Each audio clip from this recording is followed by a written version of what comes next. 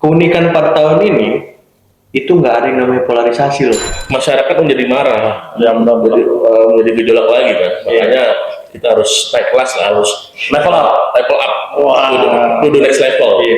Indonesia harus menjadi penyeimbang, kekuatan besar antara Cina dan Amerika ini. Kembali lagi nih, Menteri Luar Negeri yang berlatar belakang partai politik. Dan bahkan Pak Sugeng ini kan militer juga kan. Gitu.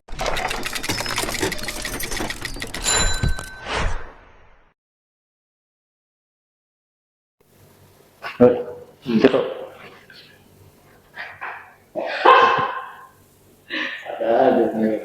Main terus. Nah, jadi kita mainnya Main apa kita hari ini? main apa?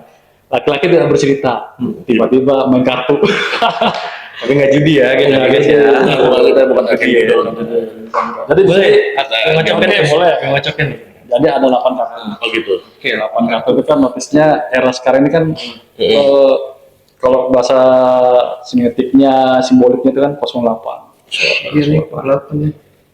Siapa ya ini 08? Ada 8 kan? 8. Oke, cocok. Tapi kita ngambilnya berapa nih? Boleh lah. 3 atau berapa nih? Kita ya. 5 aja kali ya, Pancasila. Oh, boleh. Atau 8 semua. 8-8-nya kapan? Ngeri. Siap. Kalau gitu Tinggal langsung sebar aja ya, gini ya. Jadi tinggal langsung ambil nanti. mantap Oke, sip. Oke, pilih tamu undangan kita. Bisa. Boleh. Langsung pas. Nomor 8. Apa itu? Korea. Wah, Korea ada 2 versi nih. Korea yang Bang Pacul atau Korea yang lagi kemarin lagi rame. Ini Korea. Ada 3 dong. Satu lagi yang rambutnya rapi. Jadi yang kemarin kan rame juga tuh Korea tuh. Kenapa sih Korea ini? Ada yang Ini apa presidennya gerakan tambahan. presiden juga. Tapi katanya Menteri Pertahanannya nih. Di atas bisikan Menteri Pertahanan karena melihat situasi sedang darurat, makanya memutuskan terjadinya darurat militer. Darurat militer. Tapi di situ membuat kemarahan masyarakat Publik. Nggak bisa nonton drakor. nggak bisa nonton drakor.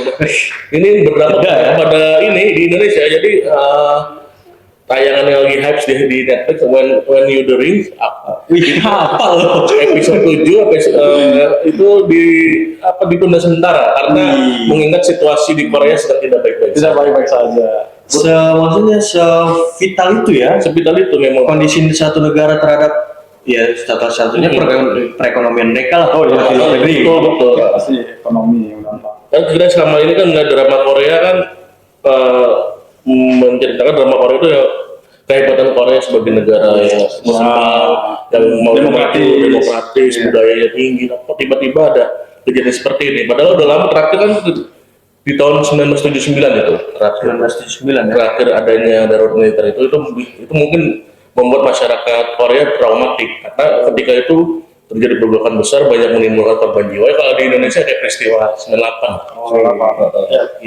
Korea Selatan ya khususnya Korea Selatan. karena mengalami yang namanya kayak reformasi juga. Reformasi. Krismon.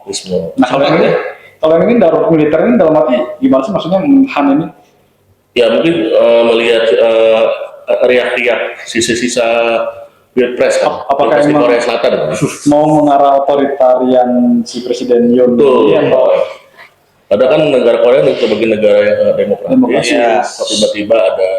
Tapi akhirnya nggak jadi ada. Nggak jadi, tapi cuma riak-riaknya masih ada karena masyarakat hari ini bahkan mau disidangin. K-pop komedi pecinta drama Korea berita K-pop itu menuntut Yoon mundur. Meskipun parlemen itu gagal menggagalkan darurat militer. Gagal untuk untuk memakzulkan presiden. Tadinya emang arahnya juga mau memakzulkan. Ya, pasca darurat militer itu kan digagalkan, terus akhirnya parlemen karena menuntut memakzulkan presiden Yoon. Tapi karena tidak quorum, karena kalah suara di parlemen voting. Akhirnya Presiden Yoon ini gagal dimaksudkan. Tapi gelombang pasca ini tetap akan jalan terus. Makanya kan beberapa tayangan drama Korea yang lagi hype ini yang di Netflix itu ditunda. Ini mau padahal lagi klimaks ya itu ceritanya kan. Bakal dimasukin jadi scene gak ya? Mungkin. Menarik. Itu peradaban baru Korea. Bisa lanjut? Oke, kita lanjut boleh. Oke, kita save berarti yang ini. Korea. Next. 2 Trump Wah, ini kayaknya menyangkut nih. menyangkut. Karena pasca declare-nya Trump menang, Korea langsung bergejolak juga. Karena Betul. ya Korea Utara juga Oh ini. iya, bukan maksudnya pasca kemenangan Trump ini membuat sebenarnya masyarakat dunia menjadi aman ya, karena Ada keseimbangan ya. keseimbangan karena beberapa tahun ini hanya didominasi oleh Cina dan Rusia karena negara-negara yang memiliki afiliasi dengan Cina Rusia kan merasa kuat, merasa tidak ada penyimbangan. Pasca kemenangan Trump ini, jadi merubah total. Padahal Trump ini belum dilantik loh. Iya. Apalagi kalau dilantik, ya tiba-tiba Suriah gejolak, terus tiba-tiba Trump ingin meningkatkan Tapi tarif. makanya udah juga sih Trump ini jadi apa ya, headline-nya di beberapa media juga kan. Periode kedua berarti dia ya. Karena walaupun belum dilantik tapi udah dunia ini kayak Ngerasa aman. Betul. Tapi kan mau gimana pun Amerika itu tetap jadi condong buat semua negara, terutama negara-negara demokrasi. Apalagi afiliasi Amerika tuh udah di mana-mana. tapi kayaknya kan sohib ya, pasti ya Trump sama Pak Prabowo ya. Trump mudah-mudahan sih. Berpeluang ya? Iya. Kok nggak telepon kita? Apa ya? Tapi kan di situ juga Tapi ada memang 2025 memang tahun penuh kejutan dan gejolak, makanya Drama lah ya, banyak dramanya. dramanya tiba-tiba loh di akhir ini transisi itu tadi. transisi Geopolitik juga. geopolitik juga kan terjadi perubahan-perubahan yang sangat cepat. Trump. Oke, Mau next? next. Next. Next. Simpan ya. Politik. Waduh, politik nih. Apa nih kita terkait politik? Ini kita ada kaitannya dengan situasi sekarang. Situasi sekarang di Indo atau internasional? Di internasional berkaitan dengan kejadian di global berkaitan dengan situasi nasional. Kemarin udah beres nih politik elektoral. Walaupun ya masih ada yang bahkan ada yang menang juga nih kota kosong. Oh iya, banyak. juga. Tapi saya rasa kita kan menghadapi tahun 2024 ini menghadapi tahun-tahun yang sangat melelahkan ya. Ya, Mempersiapkan politik elektoral yang sangat berdekatan dari pileg, pilpres, terus belum selesai teriak-teriak pileg dan pilpres, lanjut ke pilkada. Pilkada yang sangat luar biasa loh. Pilkada serentak mungkin terbanyak seluruh dunia. Sedunia loh, 500 hampir 600 lah. pertama kali juga ini ya. Pertama kali, tapi dengan segala plus minus saya rasa kita patut mengapresiasi para penyelenggara, khusus KPU Bawaslu yang sangat luar biasa dalam melaksanakan. Mungkin ada yang tidak puas karena kok pilkada ini menurun partisipasi. Tapi itu bisa jadi catatan buat penyelenggara pemilu. Iya, tapi kan juga ada peran lainnya juga dari peran partai politik, masyarakat itu sendiri, bagaimana partai politik menciptakan kondisi Bahkan kayaknya gini, menjalankan fungsinya lah ya. kayaknya dari penyelenggara pemilu itu juga harus punya apa ya, cara-cara yang baru juga gitu. Jadi bukan cara yang monoton seperti pileg sebelumnya, pilkada sebelumnya. Bisa juga mereka juga buat aturan yang misalnya baliho itu nggak lagi yang dipasang di sembarang jalan, misalnya itu kan perlu juga tuh. Ada cara-cara seperti itu. dan juga bisa partai politik menciptakan kaderisasi yang lebih bagus lagi. Partai politiknya harus tertib lah. Tertib. Makanya saya rasa sekarang sudah cukup lah kita 2024 ini namanya zaman politik elektoral. Kita harus bergeser ke era politik kebangsaan. Politik kebangsaan. Karena khususnya Pak Prabowo ini yang baru terpilih, kita sudah hampir 2 bulan ya pemerintahan baru. 2 bulan. Dalam 2 bulan tapi tidak terasa. 50 hari. 50 hari berjalan tapi belum terasa tapi karena faktor ada pilkada ini, makanya pasca pilkada ini ya udahlah kita sama-sama yang menang ya alhamdulillah, yang kalah ya introspeksi. Ya kan itu kan Ya, maksudnya kan kayak Pak Jokowi bilang kan ini kan 5 tahun. Yes, betul. Tapi uniknya ya, kalau kita bahas politik dalam negeri ya, politik elektoral dalam hal ini, keunikan 4 tahun ini itu nggak ada yang namanya polarisasi loh. Polarisasi itu minim banget, bahkan sampai pilkada ini ya. Itu hebatnya ya. Mungkin patut diapresiasi di situ. Tapi kenapa kalau misalkan polarisasi itu menurun?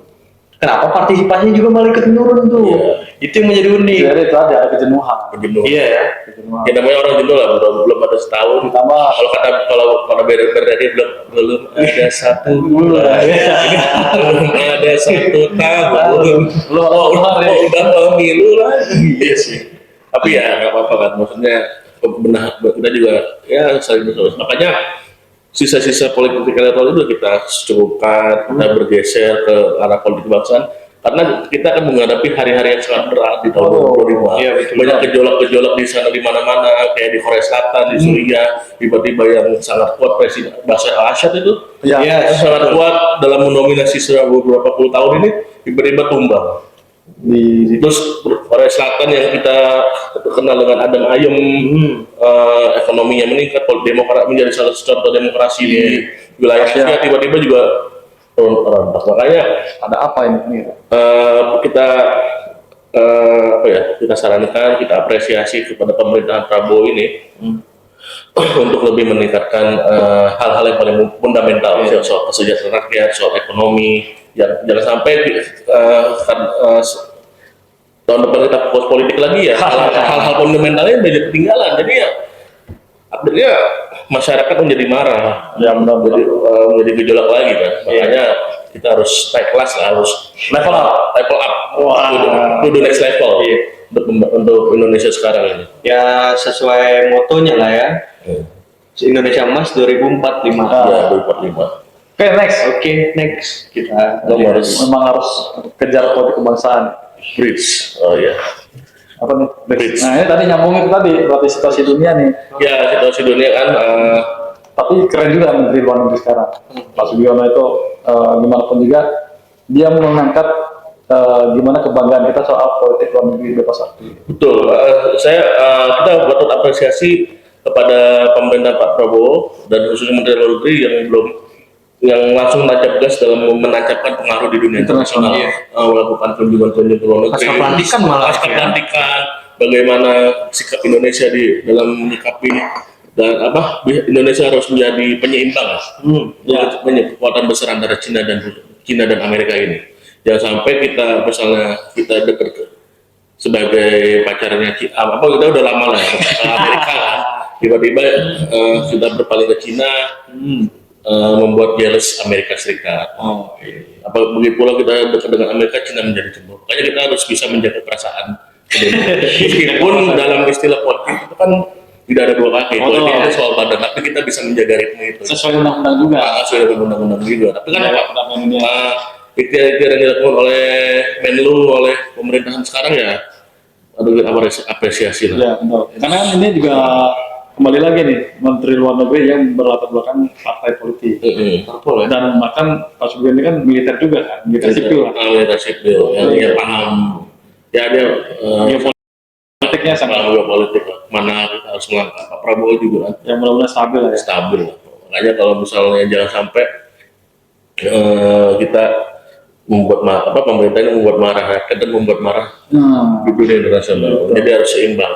Tapi kan secara kedekatan juga Pak Sugiono sama Pak Prabowo kan mesra banget ya. Mesra banget. Sejalan lah ya. Makanya kita apresiasi kebijakan pemerintah ini. Oke, next. Post demokrasi. Nah, ini yang tadi nih soal demokrasi.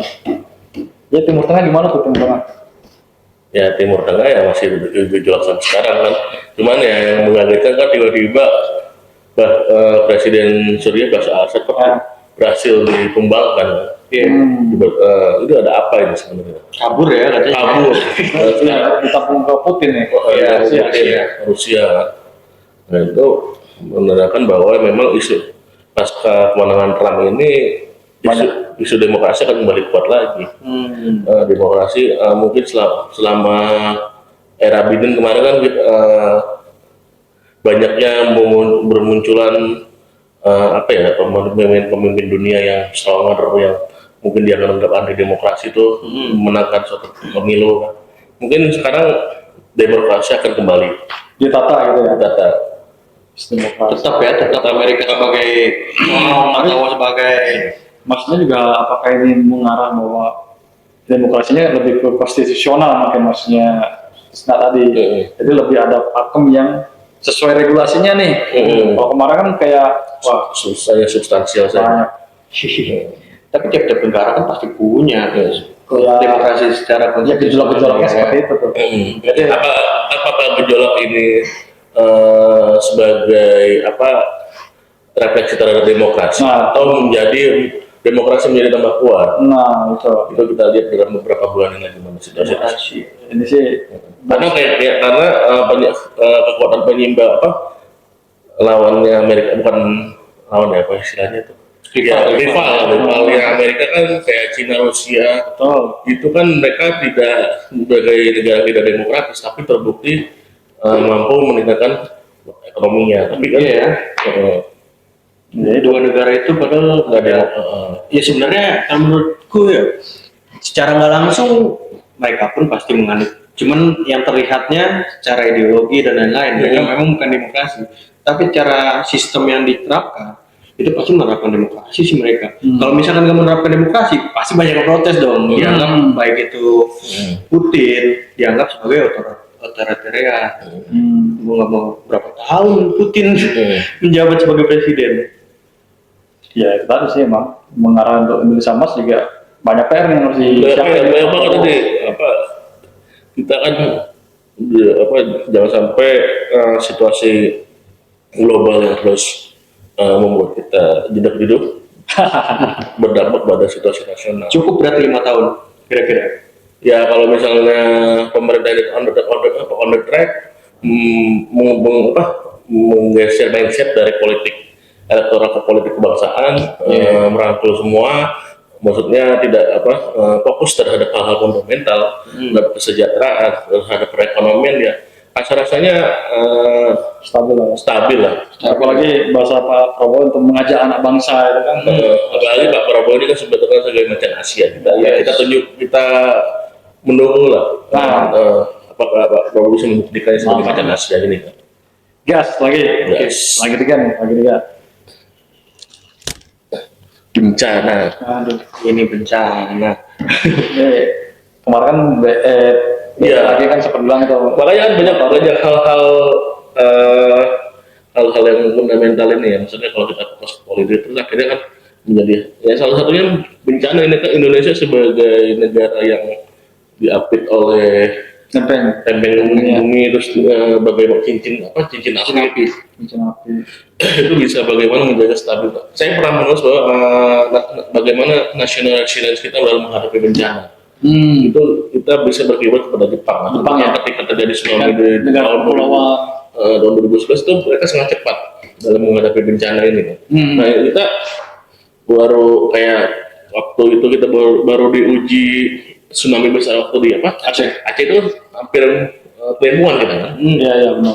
Nah bagaimana makanya saya rasa pemerintah sekarang harus fokus terhadap hal fundamental itu terus dalam menjaga ketahanan nasional menghadapi bencana-bencana. Ini juga berkaitan sama penduduk kita juga ya. Sebenarnya program Pak Prabowo ini kan kemarin mau ada transmigrasi nih, pemerataan penduduk dan sebagainya gitu SDM. Tapi kalau itu tadi hal seperti kayak bencana juga belum siap, wah banyak korban juga ini. Iya betul, banyak korban. Jangan sampai kalau transmigrasi hanya memindahkan orang saja, tapi tidak ada dilatih oleh skill. Iya betul. Kerja-kerjanya mensos nih. Tapi saya apresiasi mengapresiasi terus apalagi program ini kan sama-sama dua Gus ya, Bul dan Gus Jabo ini. Ini kita siap backup ya sama kolaborasi yang luar biasa menghadapi bencana ini ya. Baru pemerintah baru 2 bulan ini sampai 50 hari terus kerja udah juga menghadapi bencana kan. Nah, itu dari yang kemarin di NTT terus sekarang yang baru-baru ini bencana banjir bandang di Sukabumi kan. Apalagi besok nih bentar lagi nih Nataru kan katanya prediksi cuaca kan. Sekarang curah hujan tinggi-tingginya. Bukan cuma cuaca politik yang bergemuruh. Cuaca dari ini juga sangat lah. Jadi kerja-kerja Kemensos ini juga harus diperkuat juga nih sama sipil. Betul. Oke, lagi satu. Boleh. Habisin aja lah ya. Iya. 08. Kalian apa ya? Pasti tadi. Iya lah. Korea. Oke. Suriah. Nah, Tengah ya. ini yang agak hangat nih jadinya. Iya, Suriah ini kan sudah hampir 10 tahun ya pasca pemberontakan ISIS itu ya. Iya. Tapi lebih dari 10. Bahkan BG kan juga bilang gitu kan, ada indikasi terorisme hidup. Ya, Makanya ini antisipasi juga nih. ini masih juga 2025 menjadi tantangannya Pak Prabowo ini memang. banyak tantangan, makanya tantangannya ini. Tapi kemungkinan untuk Surya ini, ya kalau lihat dari background Pak Sugiono kan juga kita dia harusnya paham lah pasti bagaimana untuk pendekatan simpul-simpul dari gerakan terorisme, sinyal-sinyal itu. Memang kalau apa organisasi transnasional ini kan yang kayak ISIS, HTI segala macam itu kan selama ini kan sudah di Indonesia ini sudah mulai meredup ya. Ya. Kok tiba-tiba ada kejadian ini sudah kan mengindikasikan bahwa akan kembali menyala ini orang-orang itu. Ya kita harus ya baik lagi kepada masyarakat kita harus melakukan ketahanan ideologi itu. Nah, makanya politik kebangsaan itu tadi ya. Politik kebangsaan itu menyangkut Matang, semua. matang. Menguatkan politik kebangsaan itu memperkuat ideologi kita sebagai anak bangsa, memperkuat kewaspadaan kita dalam menghadapi segala macam mara bahaya seperti bencana, dan juga membangun rasa solidaritas kita sebagai anak bangsa. Kalau sesuai dengan misalnya Donald Trump ini kan partai Republik. Apakah ada indikasi Republikan itu wataknya seperti itu tuh? Ya, jadi Jadi ada kalau Republik kan isunya kan isu fundamental kan, yang saya sederhana. Kalau misalnya Demokrat kan isu-isu energi terbarukan juga. mungkin daripada berhadapan dengan Iran, Suriah inilah jadi klimaksnya ini. Oh ya, tapi bukannya apa, maksudnya mudah-mudahan Pak Prabowo juga bisa berperan nih. Pasti berperan dong. Kita lagi Dengan backgroundnya Pak Prabowo. Saya orang-orang tidak akan bosan bahwa kita harus kembali bergeser kan, dari politik Sudahi politik Eropa menuju politik kebangsaan.